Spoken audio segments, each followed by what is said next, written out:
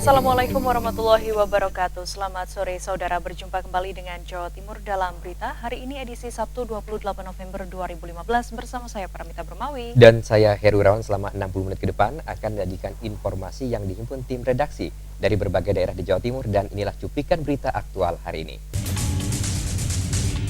Puting beliung kembali menerjang wilayah Kabupaten Bojonegoro. Dalam kejadian ini puluhan rumah rusak parah hingga menimpa warga.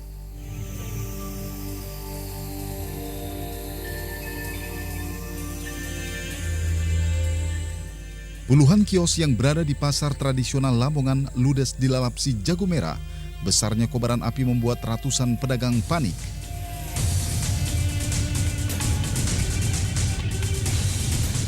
Upaya pemberantasan narkoba bagi pelajar dilakukan dengan mensosialisasikan pengetahuan akan bahaya narkoba secara dini, seperti di SMP Negeri 3 Surabaya.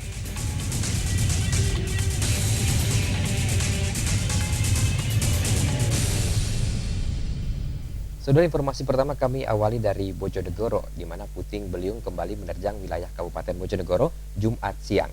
Kali ini angin puting beliung menerjang Kecamatan Kedung Adem, Kabupaten Bojonegoro. Dalam kejadian ini puluhan rumah rusak parah dan satu warga harus dilarikan ke rumah sakit karena tertimpa atap bangunan rumah yang roboh. Inilah rumah milik Nalik dan Idris, pasangan suami istri lanjut usia warga Desa Melidek, Kecamatan Kedung Adem, Kabupaten Bojonegoro. Rumah pasangan tua renta ini rata dengan tanah setelah diterjang angin puting beliung. Dalam kejadian ini, Nalik 65 tahun harus dilarikan ke Rumah Sakit Umum Sumberrejo untuk menjalani perawatan lebih lanjut setelah dirinya tertimpa reruntuhan bangunan rumah yang roboh. Menurut Idris, suami dari Nalik mengatakan kejadian angin puting beliung tersebut terjadi secara singkat. Ia dan istrinya waktu kejadian berada di dalam rumah. Nalik yang kondisinya sudah tua dan sulit untuk berjalan hanya bisa terbaring di tempat tidurnya. Tiba-tiba angin dengan kencang merobohkan rumahnya yang terbuat dari kayu dan bambu. Nalik yang tidak bisa menyelamatkan diri tertimpa tiang rumah yang terbuat dari kayu pada bagian dadanya. Idris yang selamat dari kejadian langsung meminta tolong para tetangganya untuk menyelamatkan sang istri. Kini Idris hanya bisa pasrah dan mengais barang-barang yang sekiranya masih bisa untuk dimanfaatkan. Ia berharap pemerintah segera membantu membangun rumahnya yang rata dengan tanah itu. Omahe wong tuwek Mas wis ngono kuwi. Sementara itu, saudara, puluhan kios yang berada di pasar tradisional di Lamongan ludes dilalapsi jago merah kemarin. Besarnya kobaran api membuat ratusan pedagang panik lantaran khawatir api terus menjalar ke kios yang lain. Ratusan pedagang pasar Sumlaran, Kecamatan Sukodadi, Lamongan ini berhamburan melarikan diri karena api terus berkobar ke bidak-bidak di bagian belakang pasar. Sejumlah pedagang dan warga sebenarnya sudah berusaha memadamkan api, namun kencangnya tiupan angin membuat api menjalar ke deretan bidak bagian timur. Untuk mengantisipasi agar api tidak semakin menjalar, pedagang juga terpaksa merobohkan sejumlah bidak. Sementara itu, pedagang yang bidaknya berada di bagian selatan pasar langsung mengamankan barang dagangannya. Mereka mengevakuasi barang dagangannya keluar pasar untuk mengantisipasi menjalarnya api ke bidak-bidak mereka. Menurut Abu Naim, salah seorang pedagang, diduga kebakaran yang terjadi di pasar Sumelaran ini berawal dari salah satu bidak yang menjual sayur-sayuran. Tiba-tiba api berkobar dan menyambar kios yang lain. Sejumlah mobil pemadam kebakaran dikerahkan untuk memadamkan api dan melakukan pembasahan ke kios yang belum terbakar. Sementara itu, petugas kepolisian sektor Sukodadi melakukan penyelidikan serta memintai keterangan sejumlah saksi untuk mengungkap penyebab kebakaran yang sebenarnya. Meski tidak sampai menimbulkan korban jiwa, namun akibat kebakaran ini, kerugian ditaksir mencapai ratusan juta rupiah. Dari Lamongan, Komari S. Praja melaporkan. Guna mengungkap penyebab terjadinya insiden robohnya bangunan pasar di Kecamatan Kalitidu, Kabupaten Bojonegoro, kemarin Polres Bojonegoro mendatangkan tim Lapor dari Polda Jawa Timur. Hasilnya, tim Lapor membawa beberapa material bangunan untuk dijadikan barang bukti. Tim Lapfor Polda Jatim mendatangi tempat kejadian runtuhnya tiang penyangga di pasar Kecamatan Kalitidu, Kabupaten Bojonegoro. Sebanyak 4 anggota dari Lapfor Polda Jatim langsung memeriksa tempat kejadian perkara. Dalam pemeriksaan ini, petugas secara detail langsung memeriksa spek maupun luas bangunan pasar yang dikelola oleh PT Daya Patra Ngasem Raya tersebut. Tak hanya itu, petugas juga membawa beberapa barang untuk dilakukan uji tekan dan uji tarik. Barang-barang tersebut berupa besi kerangka bangunan, beton maupun skrop. Sementara itu, menurut AKBP Sudi Haryono, selaku pemeriksa Madya Subit Fiskom Forpolda Jawa Timur mengatakan, pihaknya dalam hal ini masih mendalami kejadian tersebut. Namun pihaknya mengatakan dari hasil pemeriksaan sementara menyebutkan besi di lantai 2 Pasar Kalitidu mengarah ke arah selatan akibat robohnya rangka tiang bangunan lantai 2 itu. Jadi sementara kami belum bisa menentukan penyebabnya. Kami hanya memeriksa data-data teknik. Berapa sih besi yang digunakan, berapa sih beton, diameter beton yang dipasang. Jadi kami sebagian dari pecahan beton kayu bawah untuk kita lakukan uji tekan, uji tarik. Insiden robohnya tiang rangka di lantai 2 Pasar Kalitidu merupakan proyek 5.000 pasar program Presiden Jokowi terjadi pada tanggal 24 November kemarin. Akibat insiden ini, 2 pekerja mengalami patah kaki dan luka dalam di bagian perut. Hingga kini, Satreskrim Polres Bojonegoro masih menyelidiki penyebab utama dari insiden tersebut dan tidak menutup kemungkinan bakal ada tersangka dalam insiden ini. Kita beralih ke informasi lain, saudara. Ratusan pelajar dari SD hingga SMA bersama para PNS di lingkungan Pemkot Kediri melakukan aksi bersih-bersih sampah di sepanjang bantaran Sungai Brantas kemarin. Gerakan ini merupakan bentuk kampanye bebas sampah agar Sungai Brantas bersih dari sampah dan menjaga ekosistem di Sungai Brantas. Banyaknya sampah di bantaran Sungai Brantas, Kota Kediri, dari orang yang tidak bertanggung jawab membuang sampah sembarangan, membuat pemerintah Kota Kediri bersama pelajar membersihkan sampah di bantaran Sungai Brantas, Kota Kediri. Bersih-bersih sampah yang dipimpin langsung oleh Wali Kota Kediri Abdullah Abu Bakar melibatkan ratusan pelajar mulai tingkat sekolah dasar hingga sekolah menengah atas, serta para pegawai negeri sipil di lingkungan pemerintah Kota Kediri. Dengan membawa kantong plastik, para pelajar ini dengan semangat memunguti khususnya sampah plastik maupun kaleng bekas yang berserakan di bantaran Sungai Brantas. Karena sampah dari plastik ataupun kaleng akan sulit untuk hancur menjadi tanah. Selain itu, pelajar juga membersihkan rumput liar yang tumbuh di bantaran Sungai Brantas. Kita ajarkan mereka untuk membersihkan sungai supaya mereka pola hidupnya benar, supaya mereka ada tanggung jawab juga di sini. Jadi mereka punya habit yang bagus ke depannya, nggak buang-buang plastik di bantaran sungai, karena bantaran sungai ini ke depan akan kita pakai untuk menjadi ruang terbuka publik. Jadi semua orang bisa main ke sini, datang ke sini, tapi nggak nyampah. Sementara bersih-bersih sampah di bantaran Sungai Brantas merupakan bentuk program Kediri Bebas Sampah. Selain itu, dengan pembersihan sampah di bantaran Sungai Brantas, agar sungai tidak menjadi kotor dari sampah, sehingga ekosistem sungai dapat terjaga. Dari Kediri, Canda Adi Surya melaporkan. Diduga akibat terkena limbah pabrik yang mencemari Sungai Kedung Larangan Bangil Pasuruan, ikan-ikan yang ada di dalam sungai mabuk dan mati. Kejadian tersebut dimanfaatkan warga sekitar sungai untuk mencari ikan dan dijual. Fenomena ikan mati di aliran Sungai Kedung Larangan Bangil terlihat mulai dari hulu hingga hilir sungai. Banyaknya ikan yang mati tidak disia-siakan oleh warga sekitar. Dengan menggunakan peralatan seadanya, mereka menangkap ikan yang kondisinya sudah mabuk dan berada di permukaan sungai. Ikan yang berhasil ditangkap langsung dimasukkan kantong. Ikan-ikan yang mati berjenis bader, mujair, wader yang terlihat cukup banyak di aliran sungai. Menurut warga, kejadian ini baru pertama kali terjadi di sungai tersebut. Ikan-ikan yang mati ini diduga akibat limbah pabrik yang sengaja dibuang saat hujan. Banyak yang keluar ini, Pak? Oh, mabuk, Mas. Kenapa itu? Mungkin kena limbah kalau nggak salah ini. Akhirnya ikannya keluar semua. Sering nggak kejadian seperti ini? Nggak, cuma baru yang kali ini. Ya. Warga sangat senang dengan banyaknya ikan yang bisa diambil tanpa susah payah tersebut. Selain untuk kebutuhan sendiri, ikan hasil tangkapan mereka akan dijual ke pasar. Sementara itu, Dinas Lingkungan Hidup Kabupaten Malang akan melakukan investigasi guna mengetahui penyebab pasti kejadian tersebut. Saudara, mantan Kepala Kantor Kementerian Agama Kabupaten Lumajang ditangkap Kejaksaan Negeri setempat lantaran diduga melakukan tindak pidana korupsi anggaran pada 2013 silam. Akibat perbuatannya, negara menderita kerugian senilai lebih dari 500 juta rupiah.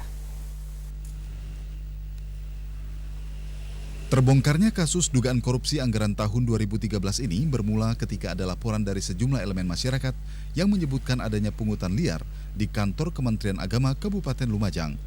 Berangkat dari laporan tersebut, Kejaksaan Negeri Lumajang kemudian melakukan penyelidikan hingga berhasil mengumpulkan sejumlah saksi dan alat bukti.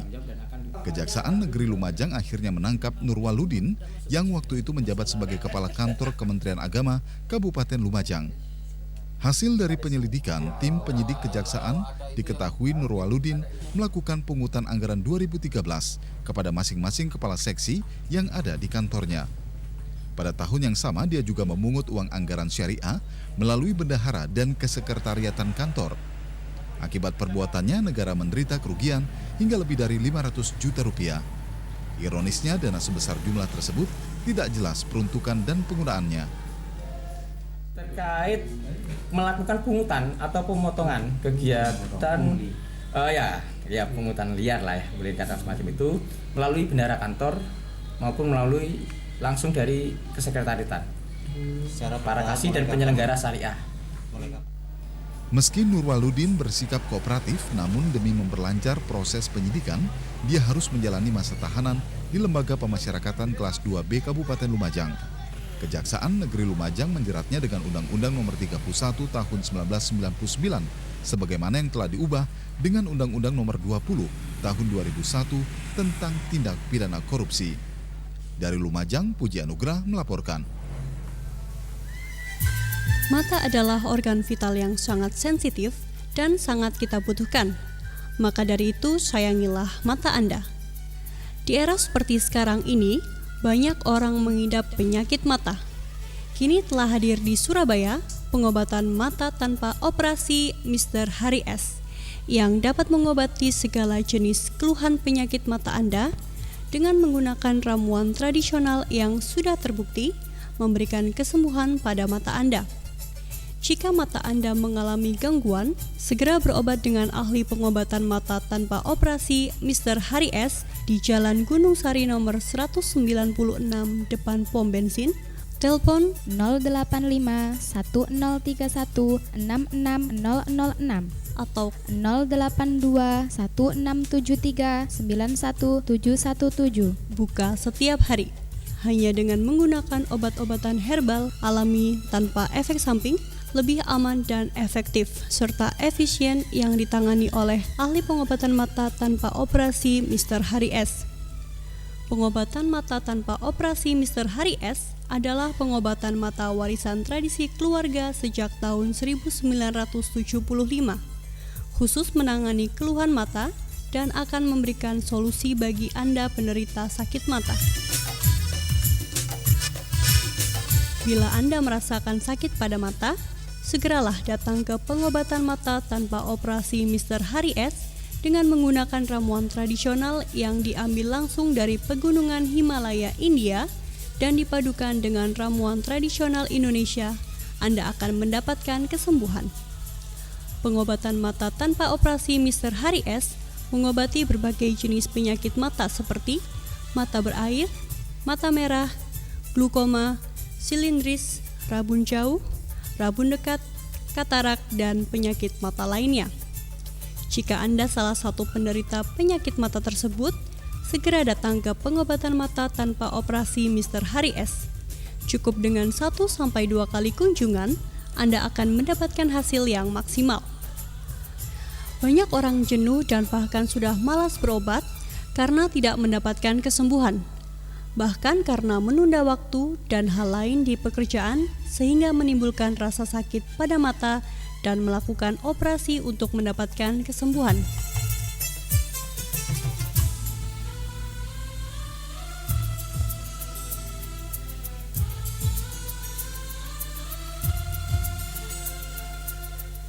pada saat sekarang ini, banyak anak yang harus memakai bantuan dengan menggunakan kacamata. Penyakit mata terjadi bukan hanya karena debu dan kotoran lainnya, tetapi bisa akibat dari banyak hal dan pantangan yang tidak diketahui dari makanan yang kita konsumsi setiap hari. Penyakit mata yang telah banyak dirasakan masyarakat sangat rentan dan mengakibatkan kebutaan, bahkan tidak dapat disembuhkan. Kita harus berhati-hati dan selalu menjaga mata kita agar selalu aman dan terhindar dari hal-hal tersebut.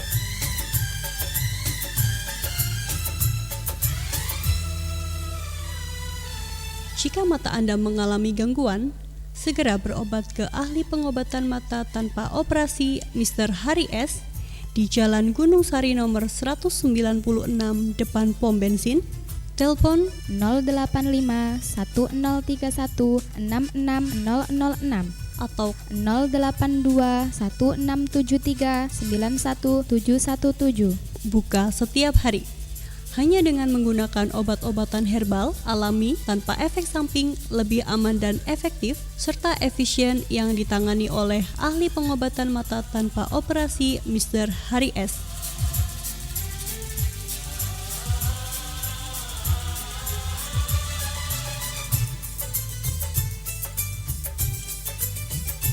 Awas, jangan salah alamat. Pengobatan mata tanpa operasi Mr. Hari S di Jalan Gunung Sari nomor 196 depan pom bensin. Telepon 085 1031 66006 atau 082 1673 91717. Buka setiap hari. Hanya di pengobatan mata tanpa operasi Mr. Hari S, cukup dengan 1-2 kali kunjungan Anda akan mendapatkan hasil yang maksimal.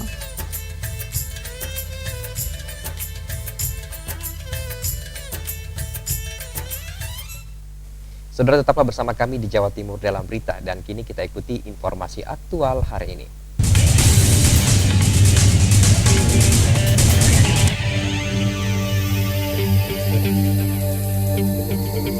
Ya, saudara, seorang penumpang kereta api di Kediri yang diduga bandar narkoba ditangkap petugas setelah kedapatan membawa 1 paket ganja kering Jumat malam. Pelaku ditangkap saat akan menumpang kereta api Majapahit tujuan Jakarta. Dimas Aulia Rahman, warga Pesanggerahan, Jakarta Selatan ini ditangkap petugas keamanan stasiun Kota Kediri. Pelaku ditangkap setelah kedapatan membawa 1 paket ganja kering di dalam tasnya. Pelaku langsung digelandang di ruang stasiun Kota Kediri untuk dilakukan pemeriksaan. Penangkapan berawal dari kecurigaan petugas yang melihat pelaku seperti orang kebingungan saat berada di ruang tunggu stasiun. Ketika ditanya petugas, pria 27 tahun ini mengaku akan menumpang kereta api Majapahit dengan tujuan Pasar Senen, Jakarta. Namun saat dilakukan pemeriksaan, petugas mendapati 1 paket ganja kering di dalam tas kecil pelaku.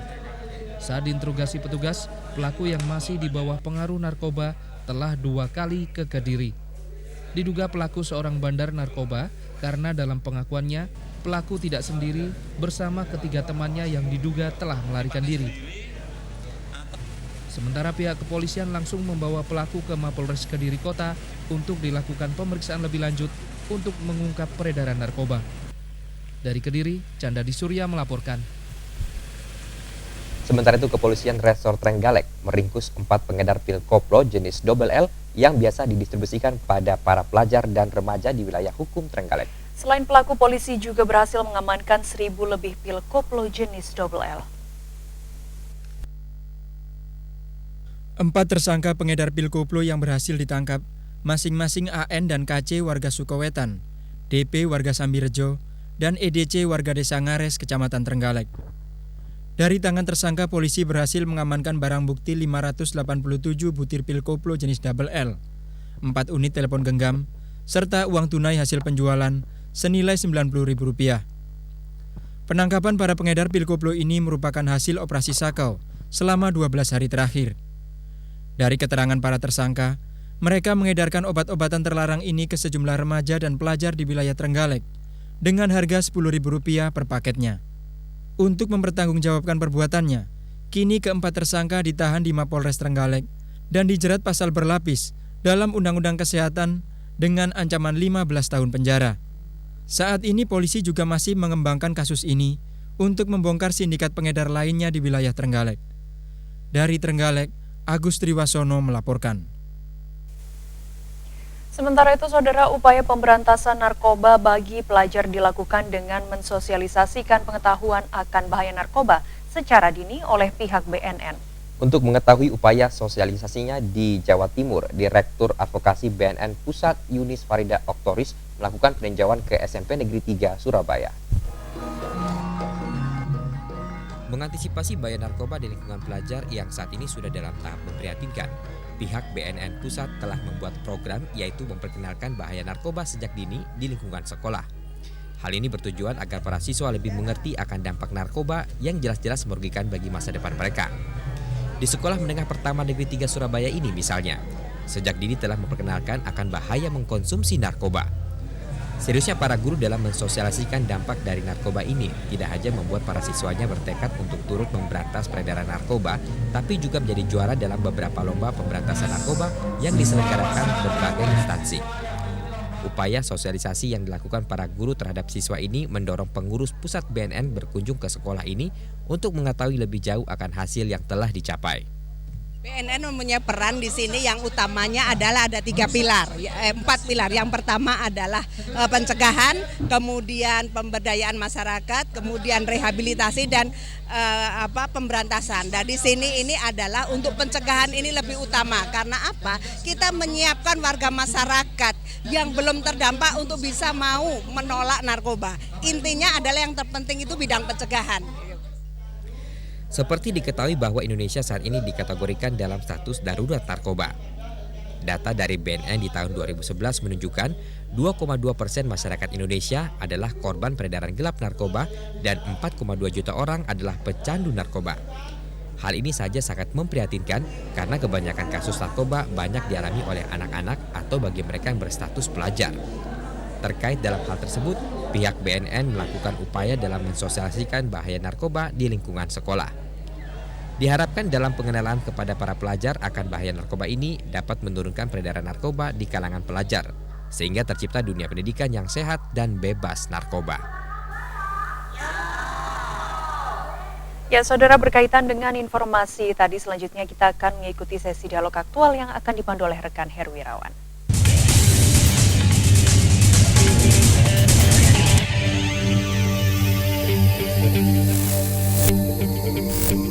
Baik, terima kasih Paramita Bermawi. Saudara, data penyalahgunaan narkoba di Jawa Timur saat ini sudah menunjukkan angka yang cukup tinggi.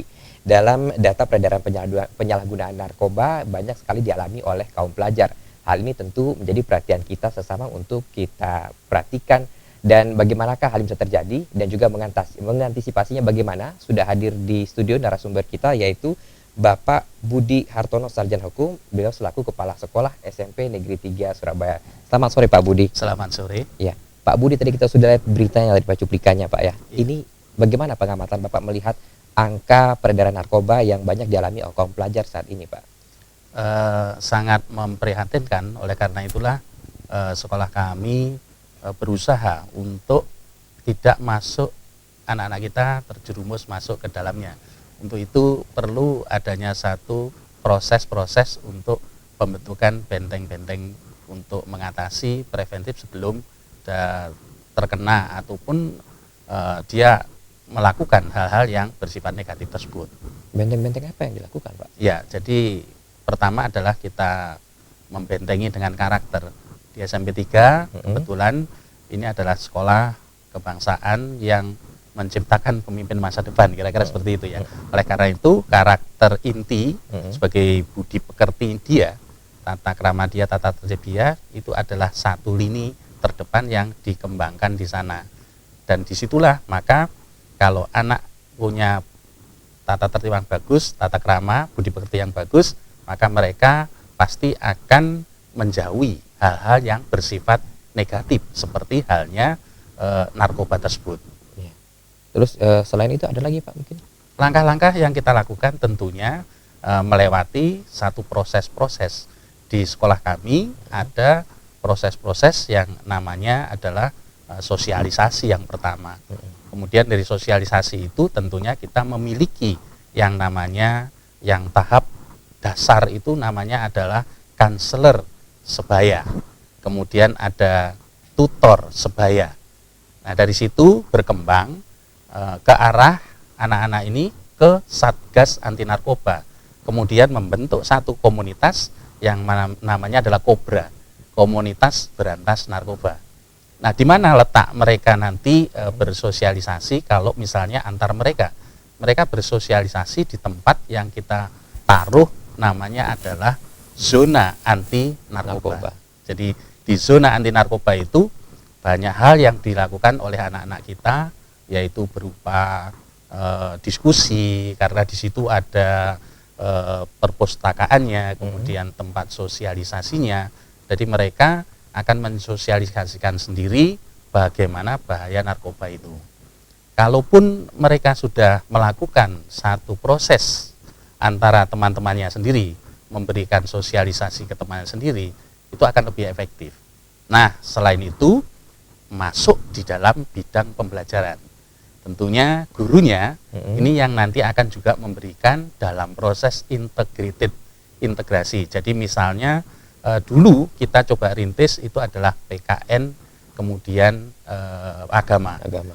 Namun pemerintah Kota Surabaya melewati Dinas Pendidikannya ini luar biasa programnya. Sehingga seluruh bidang studi ini sekarang ini kita punya kurikulumnya gitu ya di Surabaya itu. Nah, langkah yang kita ambil adalah di SMP 3 misalnya ada pembelajaran matematika. Nah, pembelajaran matematika ini yang terkait dengan narkoba apa itu bisa. Contohnya misalnya statistik misalnya seperti tadi data yang diperoleh di Jawa Timur sekian banyaknya, maka itu dijadikan satu media untuk mempelajari tentang statistika misalnya seperti itu. Jadi secara tidak langsung anak-anak nanti juga akan mengerti, kemudian mendalami di bidang-bidangnya. Jadi di IPA, di bahasa Inggris, kemudian di kesenian, melewati berbagai hal, misalnya di ekstranya, di gamelannya, misalnya gitu. Itu juga ada langkah-langkah mencegah supaya mereka mengerti persis dan membumi masuk ke dalam hatinya. Kalau hanya sekedar untuk sosialisasikan bersama-sama, saya kira percuma. Jadi harus masuk relung hati yang paling dalam sehingga mereka menjiwai bahwa ini yang harus tidak saya lakukan. Kira-kira seperti itu. Pak Budi, dalam penerapan atau mensosialisasikan metode tersebut di lapangan, bagaimana respon para siswa-siswi? Ya, kita lakukan bukan istilahnya konvensional ya. Jadi kita coba lakukan dengan ASM namanya ya, alternatif strategi mengajarnya. Yaitu yang kira-kira anak digemari apa? Anak-anak sekarang ini visual itu senang. Misalnya lewat komik senang. Maka anak-anak tersebut akan belajar dan gurunya itu juga akan kita coba kita juga masuk ke dalam proses-proses yang menyenangkan. Misalnya teman-teman guru kita masukkan Microsoft Publisher sehingga mereka bisa membuat satu IT yang kira-kira anak-anak sekarang ini senang, sehingga anak-anak tersebut dengan tidak terasa masuk ke dalam satu proses bahwa oh ini salah ya, oh ini yang harus dihindari. Gitu. Kira-kira seperti itu. Nah, lalu mereka itu juga punya komunitas di web kita SMP 3 itu salah satu menunya adalah Kobra.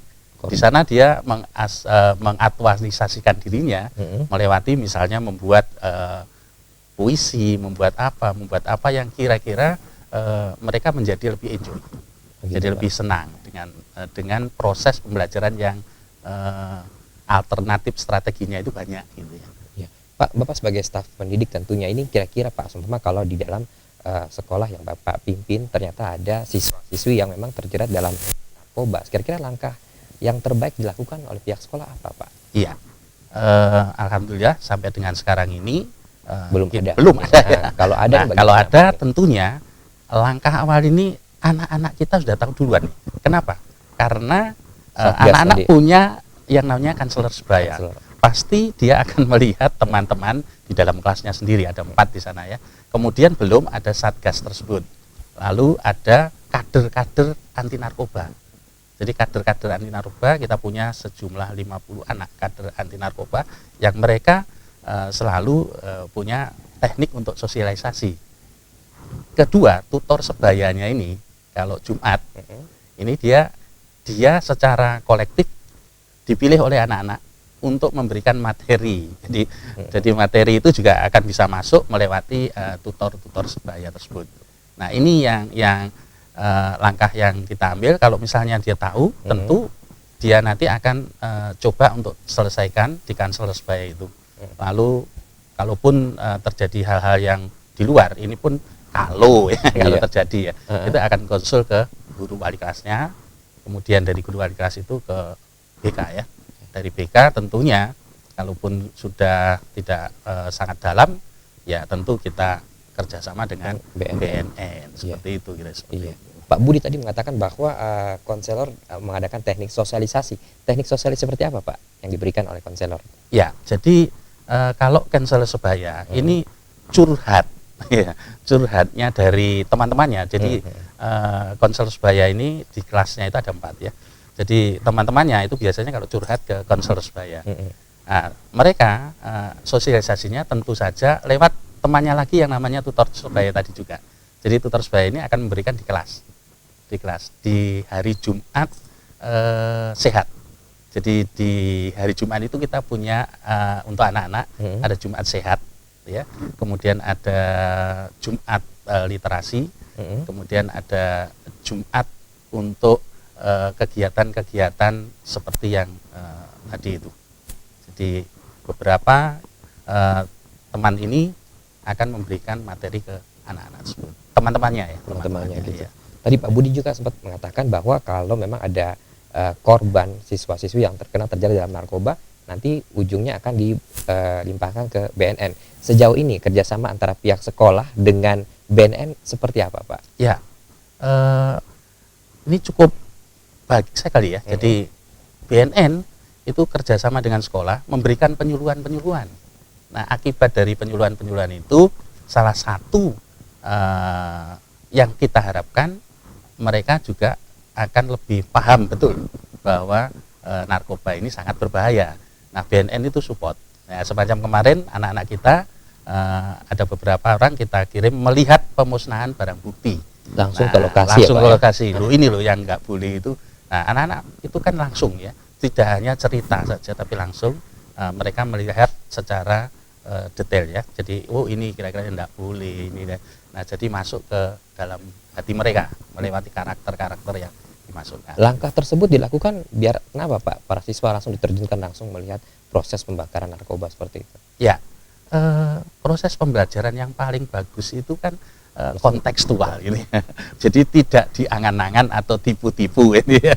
Jadi kalau melihat secara langsung, ini jelek misalnya seperti itu, maka dia akan langsung tahu.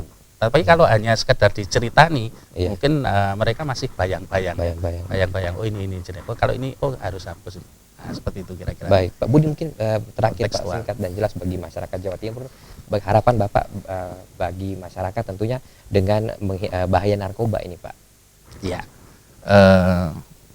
masyarakat Jawa Timur tentunya untuk yang di pendidikan harapan kita bersama-sama dengan masyarakat di dalam proses pemberantasan ataupun pencegahan. Kalau kami pencegahan ini melewati tidak hanya diri anak tetapi juga pada masyarakat, sehingga seperti kami lakukan di Surabaya, yaitu orang tua juga bersama-sama dengan kita di sekolah itu melakukan satu proses sosialisasi bareng. Misalnya dia menggambar, membuat mading bareng bersama dengan orang tuanya, sehingga proses keteladanan kemudian pembiasaan itu menjadi satu budaya. Nah, budaya itulah yang kita inginkan, budaya bersih narkoba. Itu, terima kasih Pak Budi atas informasinya. Dan kita berharap di Jawa Timur bebas dari narkoba tentunya Pak ya. Iya, harapan kita. Baik, terima kasih Pak. Dan saudara, demikian dialog kami di sore hari ini. Tetaplah di Jawa Timur dalam berita karena masih ada beragam informasi aktual lainnya yang patut Anda simak. Namun terlebih dahulu kita ikuti kumandang azan maghrib untuk wilayah Surabaya dan sekitarnya. Tetaplah bersama kami. Allahu Akbar, Allah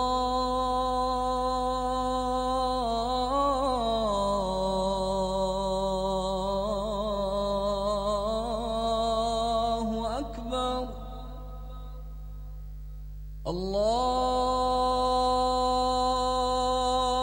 Akbar, Allahu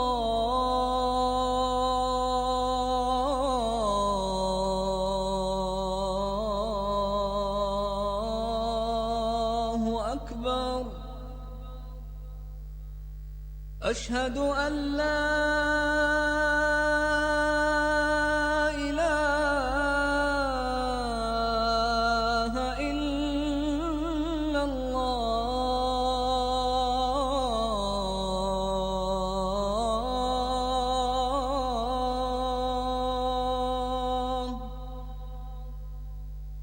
أشهد أن لا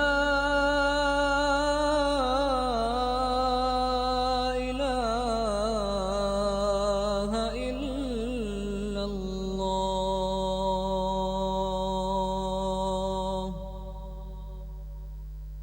أشهد أن محمدًا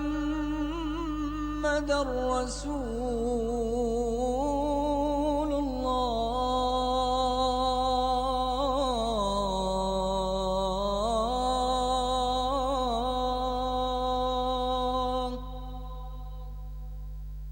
أشهد أن محمدًا رسول الله.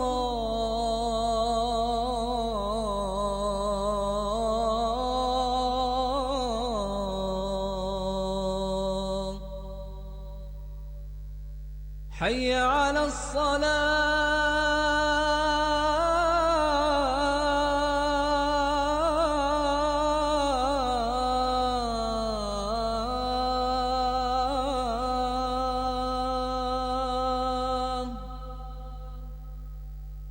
حي على الصلاة.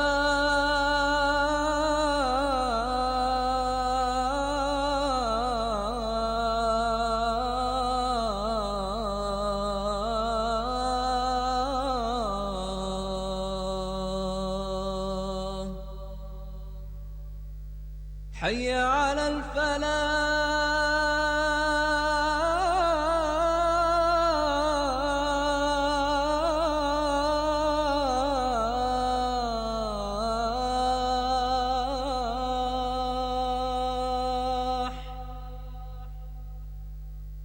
حي على الفلاح.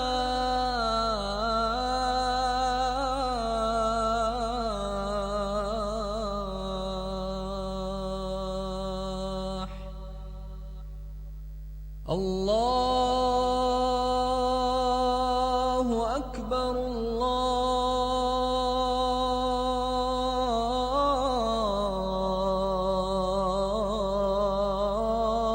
الله أكبر. لا إله إلا الله.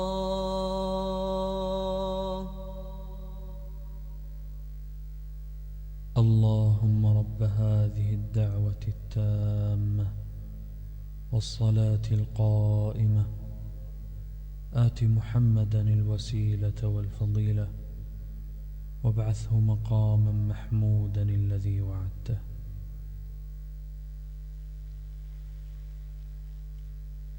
Surabaya sebagai kota besar, tidak lepas dari permasalahan. kami Rasolusi Berkomitmen membawa perubahan untuk Surabaya lebih sejahtera, lebih berkeadilan, lebih berdaya saing, dan berkepribadian. mengetengahkan masalah Surabaya pinggiran sebagai fokus utama, 500 juta per RW dan 50 juta per koperasi wanita RW. bersama Rasolusi Salam satu jari, Wani Rek. 9 Desember 2015, perhelatan akbar Pesta Demokrasi Pilkada Jawa Timur. Awasi, peduli terhadap aksi dalam mencapai ambisi. Kami mengajak kepada seluruh masyarakat Jawa Timur agar ikut berpartisipasi dalam pengawasan penyelenggaraan pemilihan Bupati Wali Kota tahun 2015. Dan jika mengetahui pelanggaran agar segera dilaporkan kepada Panwaslu terdekat. Saat mata ini terbuka, dunia seakan cepat berubah. dan waktu telah menjadi saksi atas apa yang telah kita perbuat hari ini. Kemarin adalah proses yang mesti kita lalui bersama. Dan esok adalah tugas kita semua untuk terus membangun Surabaya. Di, mudah-mudahan tidak terjadi apa-apa. Lamar puat tadi ngurus siapa? Yang ngalur, yang ngidul, mudah-mudahan ada yang nyangkut. Ya Percuma, nggak ngefek buat kita. yang jelas pilih jagoku. Nanti sampean juga lah dapet. Ini suami istri kok pada gak kompak ya? Sekarang zamannya sudah berubah. Kita harus cerdas. Pilih pemimpin yang jujur, adil, dan amanah. Pilihan boleh beda. Hati nurani yang bicara. Gak usah tawuran. Ayo salaman. Dipersembahkan oleh Formacida Jatim. Ojo pindah channel Dolor, tetep ono TVRI Jawa Timur. TVRI, berkat budaya bangsa.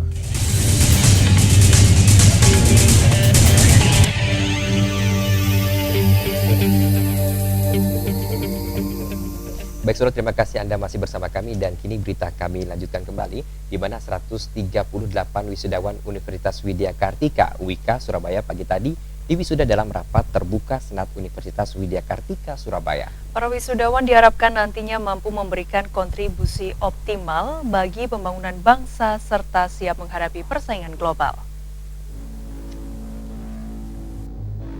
Persaingan global yang semakin kompetitif dewasa ini menuntut setiap negara di dunia untuk mampu menghasilkan manusia yang berkualitas. Bukan hanya berkualitas dalam kecerdasan, namun juga harus tangguh bersaing dalam memenangkan persaingan di berbagai aspek kehidupan. Menyadari hal itu, Universitas Widya Kartika Surabaya membekali para lulusannya dengan skill interpersonal communication, leadership, dan interpreter. Dengan tema wisuda kali ini, Lead with Integrity atau memimpin dengan integritas, UWIK berusaha mencetak generasi pemimpin yang berintegritas di tengah persaingan global. Jadi memang perguruan tinggi kami sudah sejak 10 tahun terakhir ini betul-betul mempersiapkan alumni kami selain punya kemampuan kedalaman ilmu di bidang studinya masing-masing, kami juga mengharuskan mereka menguasai 3 bahasa. Bahasa Indonesia, bahasa Inggris, dan bahasa Mandarin. Karena kami memang sudah melihat ke depan di dalam MEA Desember 2015 ini salah satu kendala para ilmuwan kita masuk ke dalam dunia usaha yang nanti single market ini adalah soal bahasa juga. Dengan kompetensi yang mereka miliki, dengan bekal yang diberi oleh perguruan tingginya, dalam hal ini adalah Widya Kartika, maka saya kira jangan takut karena saya sudah melihat beberapa prodi itu yang disebutkan tadi itu sudah memang kompeten.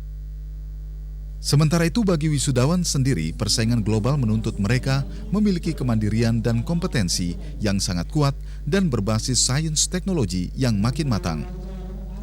Semangat nasionalisme itu merupakan kunci utama kita dalam menghadapi MEA. Yang kedua, kita juga harus memiliki kemampuan berbahasa asing. Contohnya bahasa Inggris dan mungkin bahasa Mandarin sekarang yang menjadi bahasa global kedua. Dan selain itu kita juga harus punya semangat juang yang tinggi, semangat tidak mudah putus asa.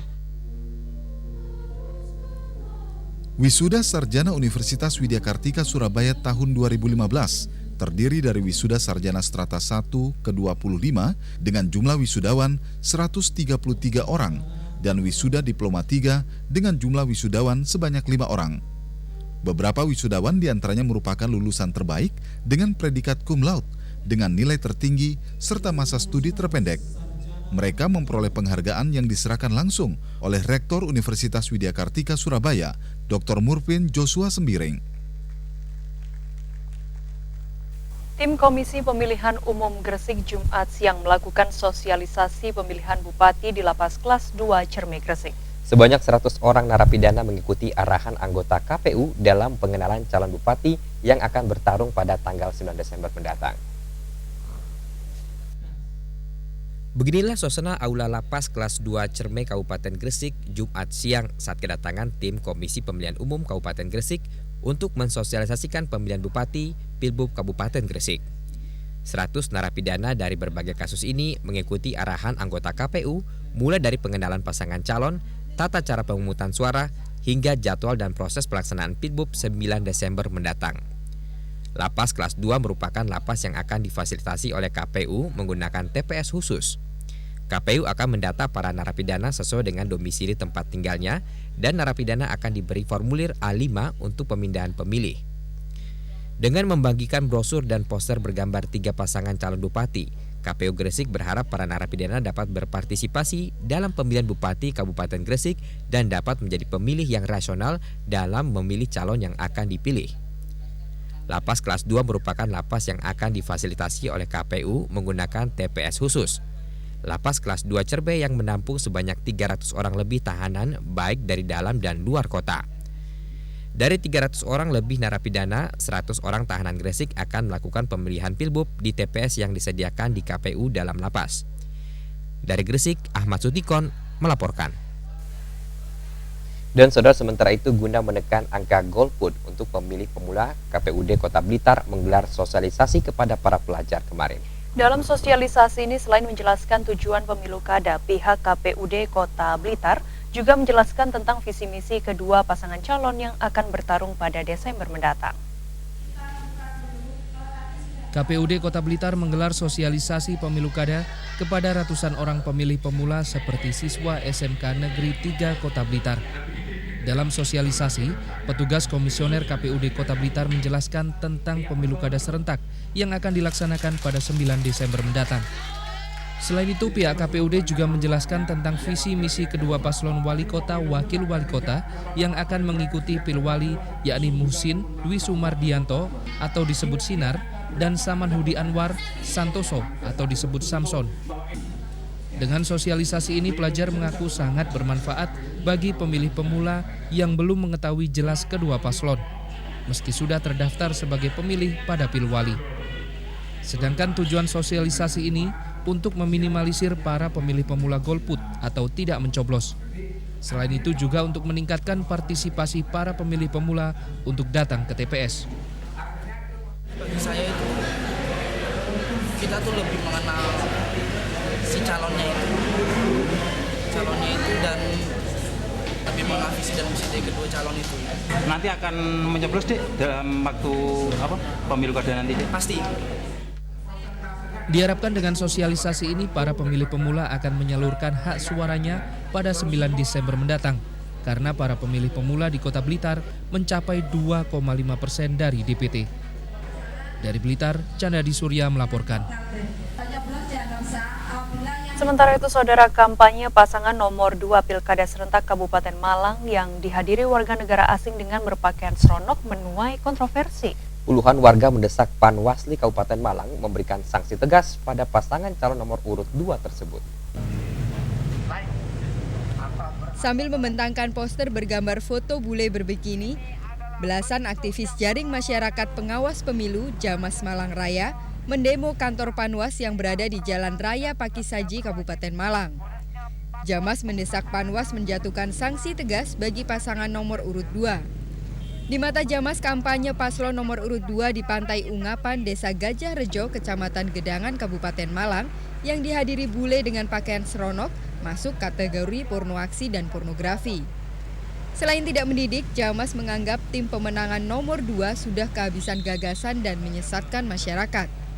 Selain itu, mereka juga akan melaporkan tim kampanye pasangan calon bupati wakil bupati nomor urut 2 ini ke pihak kepolisian lantaran dianggap melanggar undang-undang pornografi. Itu sudah diatur di Undang-Undang Nomor 44 Tahun 2008 tentang pornografi. Itu memang sudah dilarang. Bahwa mengesankan ketelanjangan itu tidak boleh, itu pidana. Apalagi ini kampanye. Kampanye terus naik ke panggung konon terus mengesankan ketelanjangan, ya saya kira ini sudah kelewatan lah. Usai berorasi di depan kantor Panwas, seluruh pendemo pun menggelar audiensi dengan Panwas. Menurut Ketua Panwas, M. Wahyudi mengatakan konten dalam pelanggaran pilkada yang dilayangkan Jamas sudah diatur dalam undang-undang. Sementara itu, M. Wahyudi, Ketua Panwas Kabupaten Malang, hingga saat ini pihaknya masih belum menentukan sanksi apa yang akan diberikan. Pasalnya, Panwas masih akan menggelar rapat pleno di Sentra Gakumdu Polres Malang.